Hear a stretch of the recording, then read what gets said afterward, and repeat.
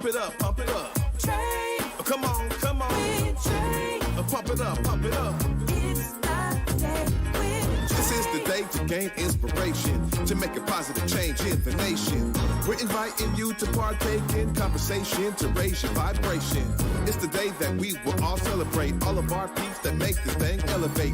Watch the negative fade away, cause it's the day with Trae.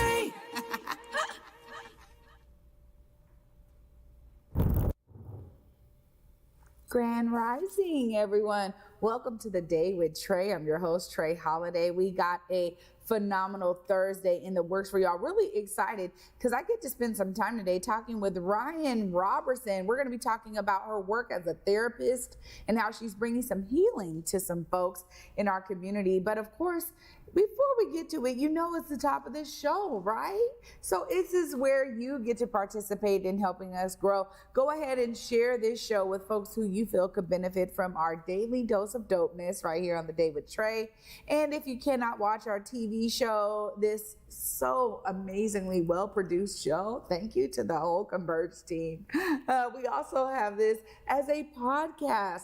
So for those of you who love to listen to podcasts, you can find us on your favorite platform. Just search Converge Media Network in the Day with Trae. You'll find us wherever you find your favorite one. Now, I also got to give a huge shout out to our podcast team because they make sure the audio is nice and crisp for all of you listeners out there. Thank you so much for listening. You can also share the podcast with folks who could benefit from what we're producing here on the Day with Trae. And before I get into it with Rian later on in the show, I just want to share something because, you know, there's beauty in supporting whatever is local. You know, yesterday we were talking about music, but I'll also say that earlier this week, we talked about health and wellness and fitness, and there are some phenomenal folks doing things in our community that we can benefit from. You know, I'm really not only a supporter and a contributor to some of those things, but I'm also someone who gets to be on the receiving end. And let me tell you, there are some great folks that are doing things. I don't know if you've heard about one of my favorite summertime treats, Ma and Pop's. They are creating some fantastic blends for your favorite popsicle treats out there in the world, and you can catch them at Pike Place Market. They're at different vending events, and they are phenomenal. But I love that they listen to community. You know, as people tell them, oh my goodness, this is a really great flavor, they make more of it. If people are not really feeling one, they discontinue it. They stop selling it, right? But this is what you can get when you work with your local vendors. And this is people who are doing phenomenal things, but ultimately it's also pouring into our local economy. And there's something to be said about that. You know, I know for so many of us, we grew up supporting major brands that are never really like located where we are, right? Like their headquarters aren't here. Maybe they have some facilities here. And of course they have distribution here, but we're not always pouring into our local economy. And when we tap in with local vendors, when we support our local businesses, that's what has our local economy thrive even more than when we're just trying to find everybody else to spend money with. And there's something to be said about small vendors selling on major platforms. We know Amazon kind of does this, right? Where it's like, look, we got a bunch of small folks that are selling big here because people are coming in the droves. The demand is growing, and so that means that they're growing their supply. Well, the same kind of effort can be done when we pour into ourselves locally. So it's a great reminder, right? When we're looking for something, I think we've gotten to the point where technology allows us to look for something really quickly. So it's like, look, I need this thing right now. I'm just going to get online. I'm going to look it up and I'm going to buy it there. But what you don't maybe know is that similar things are happening when you tap into vendor markets, when you support places like Pike Place Market, who do have small storefronts and shops for a lot of our local folks doing great things. And just recently, I've been telling y'all about farmers markets, and it's real. I was able to go there. I've been looking for seeded watermelon everywhere because they're like, oh, they got them here. They got them here. Let me go to the health food store. Let me find. And nobody had the ones with seeds. Nobody. I went to the farmers market and boom, big old 15-pound watermelon, full of seeds, okay? Now, I mean, of course, also the amazing flesh we love to eat, but there's something to be said about growing your consciousness. And I was sharing and continue to share my fitness journey with y'all. And that's something that's really special to me. But finding fruit with seeds in it is what I grew up on. And then we got so accustomed to this seedless environment. And you got to ask yourself, what makes something go from having seeds to being seedless? Well, there's a lot that goes on that you probably really don't want to ingest. Now, I'm not here to shame anybody who loves fruit without seeds. I'm just saying that I was doing a search, couldn't find it, and found an abundance at my local farmer's market from some phenomenal growers in the Yakima Valley area. Now, I wouldn't have been able to find them otherwise, right? But attending my local vendor market allowed me to find what I was looking for. And I bet if you start shopping at some local vendor markets, you too can find what you're looking for. So I just encourage you to spend dollars locally wherever you can. Well, after this short break, up next, we got Rian Roberson in the building. We're going to be talking about her amazing work as a therapist. You definitely don't want to miss this. Stay tuned. You're watching The Day with Trae. You on my mind a lot. Don't need no time watch. I don't know how I got you in my pocket spot. Yeah, that's babe, use you every day. You seem like the barging down. Got my heart no barging in. From the bed to the floor to the couch. Might wake the neighbors up. Break you in and break you out. In the end, we gon' make the child. Then we gon' hit the show. Part 2, we don't need no pause. You can't miss me, we gon' get tipsy. Don't need a power shot. Copy my steel. Face this back that. Copy my steel.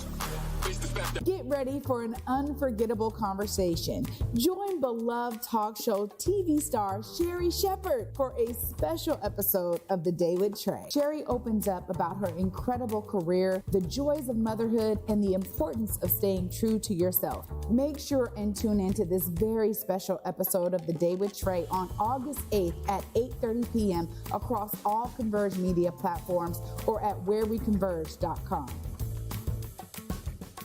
Africatown Plaza is our latest affordable housing development project. It's 126 units of affordable housing over community commercial space. It's the first time in my career, and I've been doing this for 10 years, that I was able to design for people who look like me.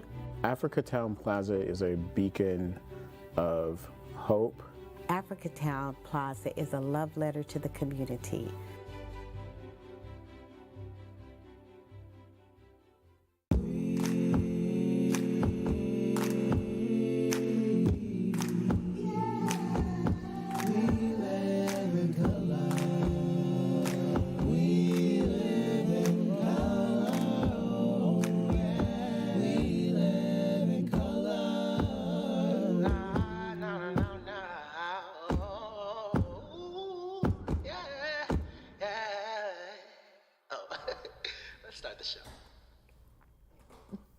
Welcome back, everyone, to The Day with Trae. I'm your host, Trae Holiday. Joining me right now, we got Ryan in the building. Hi, Ryan. Hello. Thank you for having me. Yeah, thanks for coming. Now, your practice is very intentional and specific. And before we kind of get into it, I really want to talk about you. You know, what got you to say, no, therapy is my way to give in to my community?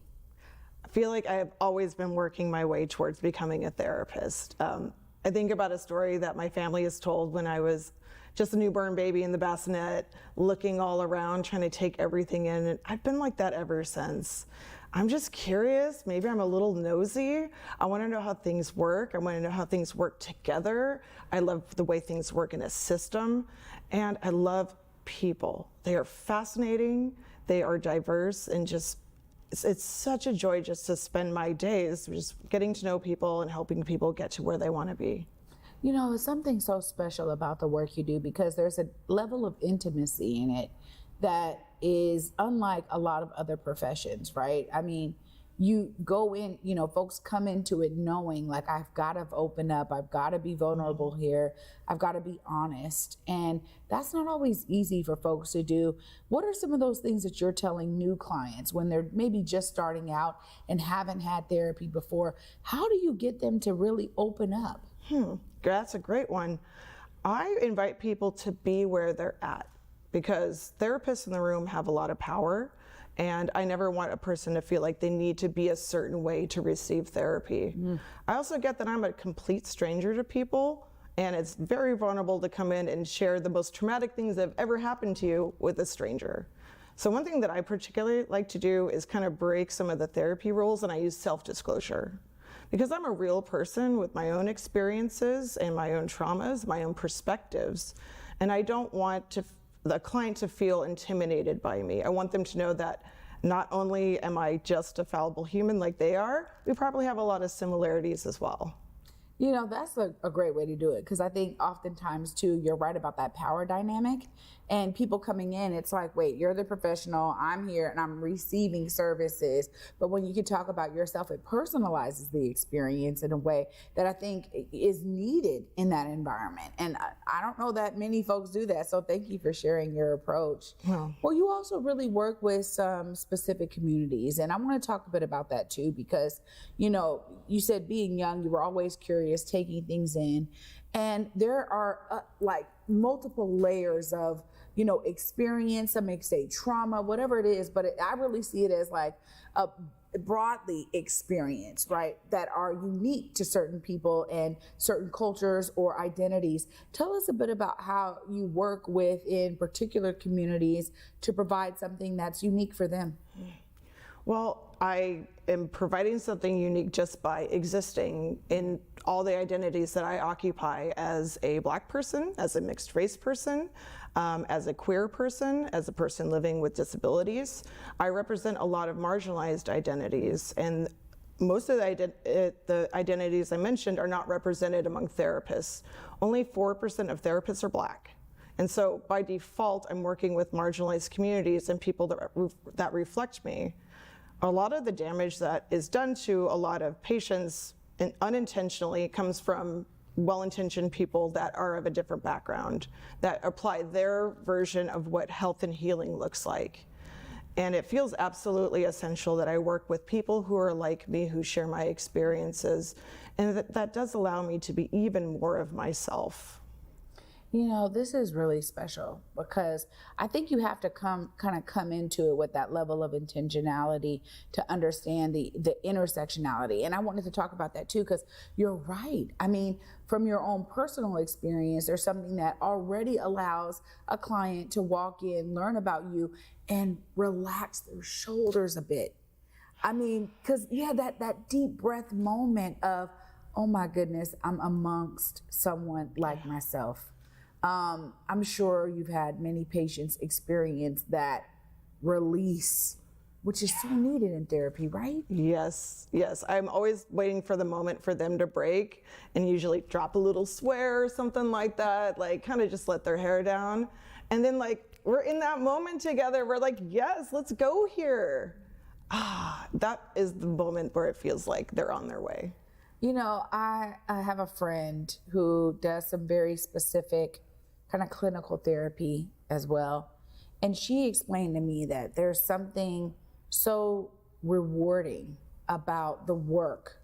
And although it's a lot too for you as a person, and this is what she was saying, it's a lot as a person for me. But when I think back at how my clients are getting the cures and the help and the work that they needed to work through things to be better on the other end, that also has to be rewarding too. And I can only imagine, you're talking about that moment where they release, and then there's that moment when it's like there's this huge realization of all of the sessions culminating into that cure for them, that release in a way that's like, I was holding on to this for years and didn't realize it. How do you receive that moment where your clients have those aha times and they are able to say, wow, like this has been truly healing for me? First and foremost, I thank them for doing the work. They have done the work. They brought themselves into therapy. They know that they could benefit from this. They were open and curious, and they did all the work it took to be there. So sometimes I come at it from different ways. Sometimes I'm the person in the room that is able to articulate all of the work the person's done. And sometimes I leave it to them to articulate, like, what does success and growth look like for you? How do you define your journey? And what does healing look like for you? I don't want to gatekeep what that looks like for people. And so I really invite people to walk into their own discovery and exploration of what healing looks like for them. You know, it is such a personal journey, right? And it's a personal thing. Even when you have two people who have had almost identical types of experiences, their reactions to it and their response to it can be very different. And so I appreciate you taking that approach. I think there's also something to be said too about it's almost, there's like a newness to what you're bringing, because it doesn't quite exist in the world of learning how to become a therapist, right? Like working with people with all of these intersectional identities, being able to represent that yourself and bring it to the table. How did you experience kind of the beginnings of therapy to get to that point where you were like, there's a void here? That void was unavoidable, pun intended. I went into this work very optimistic and open-eyed, and I felt I was very receptive to the stories people were telling me about equity and power dynamics, and I learned pretty quickly, especially the time I became a therapist was right in the heart of Black Lives Matter, and I learned really quickly that good intentions can only take you so far. And a lot of the intersectional identities I have are just cliff notes in the textbooks that the professors that we learn from are white male professors, and that the people that came up with all of these theories of how to be well are white men. And it forced me to evolve. I can't just take what I'm hearing at face value as the way. I had to really trust myself that I know a way that's also valid and that I can offer that to my clients because they know the way too. They just need support and representation. I really appreciate this because, to be honest, I've heard from several therapists that like you have to take what you learn in school and like what's in the books, and you really have to modify it and elevate it in a way that really hasn't been done before. And I think that there's something to be said about, okay, I'm just going to regurgitate what I know from the book, and then realizing like that's not how I'm servicing my client the best in any one situation. And then that pathway creates a new method of doing the work. So I appreciate you for taking on, you know, this amazing journey, honestly, to support community members. Of course, I got to give you time because folks may now want your services, try to figure out how they connect with you. Can you look right there and let them know how they plug in? Okay. This camera closest to me. All right. So my business is Intersectional Therapies. You can find me at the.com. I'm also on Instagram under the.intersectional.therapist. I took a little break from content just to make sure I was taking care of my own mental health, and I'm ready to put out some more content right now. So this is also an interesting time. I actually have some openings in my schedule, which is not common. So if you are looking for a therapist, specifically a therapist of color, maybe somebody under the LGBTQ umbrella, working with disabilities, even just managing some of the social issues that are represented here in Seattle, mentioning being very well-intentioned but sometimes falling short, please reach out to me. I'm your guy, and I'm always happy to talk to anybody or any organization, especially community organizations around mental health. Wow. Ryan, I really want to thank you for coming today and for sharing the work that you do. You know, it's inspiring. It's beyond inspiring because you could have chosen a different path. And to serve the people the way that you do is phenomenal. So I just got to thank you so much for being here, for shedding light on your practice. And I'm glad you have some openings because we want to make sure the folks out there are getting service. Thank you so much, Ryan. It's been a pleasure. Thank you. Wow. Y'all, I mean, seriously, it is so heartwarming to know that we got that right here. That's what I'm talking about. It's right here for you. If you are looking for someone who not only embodies their own intersectional identities, please reach out to the intersectional therapist here. This is something that we know so much more about now than we did 10, 20 years ago. I mean, the evolution of how folks are being serviced in the world of therapy has been evolving for some time. And I'm glad that it's out of that stagnant period of doing it only one way. The idea is that we can service people as they need it is quite phenomenal. So if you know someone or you're looking for this particular kind of support and help, please make sure you reach out, y'all. I get to wrap all of this up right after this short break. Stay tuned. You're watching The Day with Trae.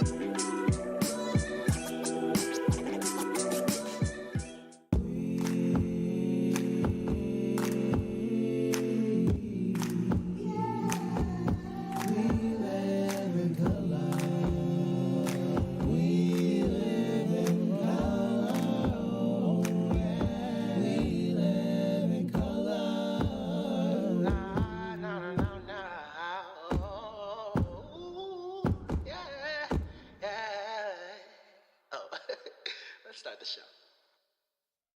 Hey everybody, this is DJ OG1, co-founder of Portland's Hip Hop Week celebration, August 20th through the 26th, an entire week of celebrating the culture. And we have a special event called Hip Hop Wine and Chill, where we'll be celebrating and honoring Seattle's own Converge Media, Beza Gordon, and Amari Salisbury. Portland Hip Hop Week, August 20th through the 26th. For more information, log on to pdxhiphopweek.com.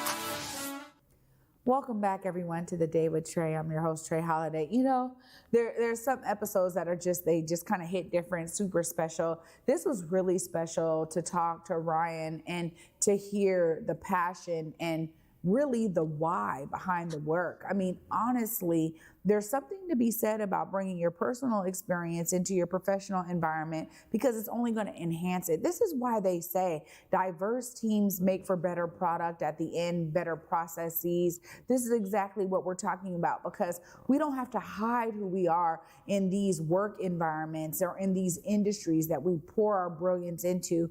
We make them better by bringing our experiences to the work. And essentially, when you're doing direct client service work like Rian is doing, and you have folks who are coming with a very intentional, specific need, there's something to be said about bringing yourself to that experience for them.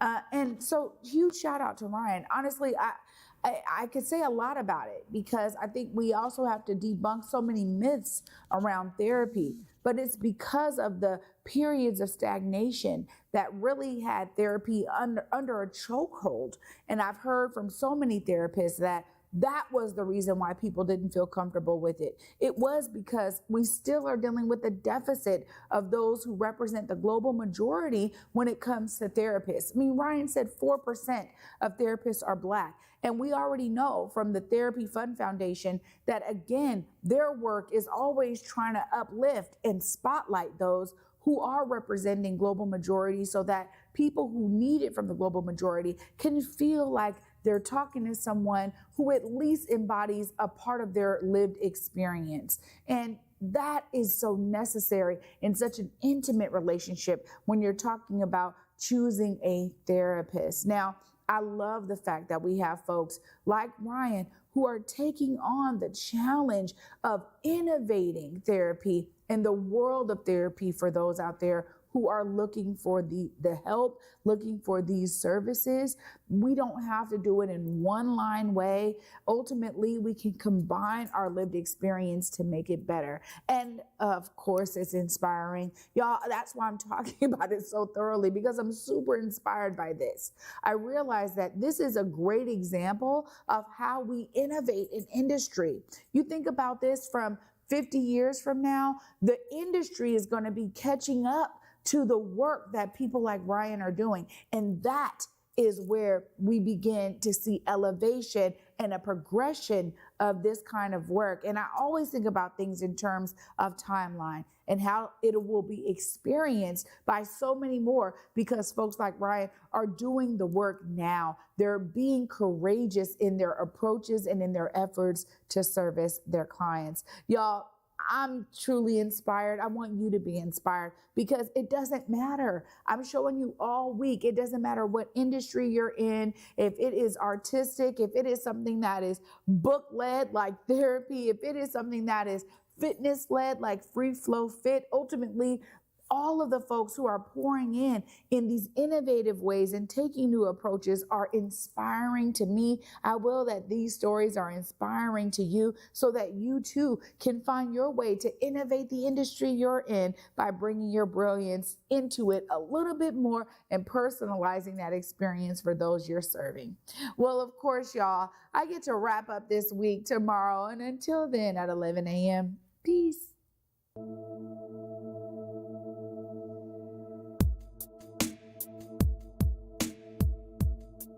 Converge Media produces culturally relevant content for Black and urban audiences. Our coverage is raw, transparent, and objective, praised by community leaders, government officials, and residents. Support Converge Media today via Venmo, Cash App, or PayPal at Converge Media.